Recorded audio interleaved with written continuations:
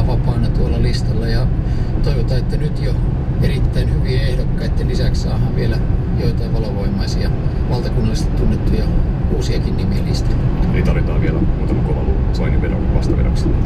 Eiköhän siellä ole kaikki 20 ehdokasta loppujen lopuksi kaikkien kansalaisten arvioitavina, että ei taas semmoista henkilö vastaan henkilöpeliä, vaan kokonaisuus ratkaisee, mutta toivon mukaan vielä saadaan hyviä, vahvoja ehdokkaita, entistä hyviä ja vahvoja ehdokkaiden jatkoksi tuonne listalle. Keskustalla on tällä hetkellä 4 meppiä, kuten mainitsitte. Näettekö riskinä, että perussuomalaiset vievät yhden paikan juuri keskustalta?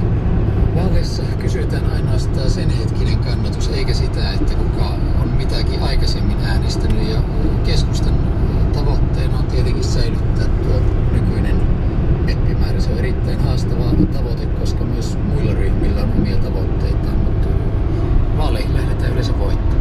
Näettekö riskinä?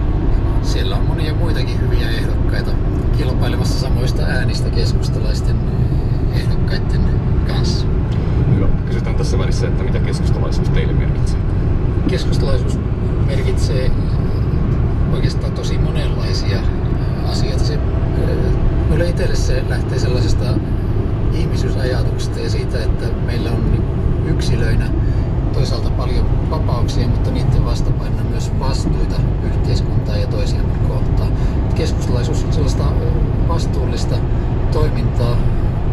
toimintaa lähimmäisiä sekä luontoa, ympäristöä kohtaan. Siinä on se keskustalaisuuden ydin.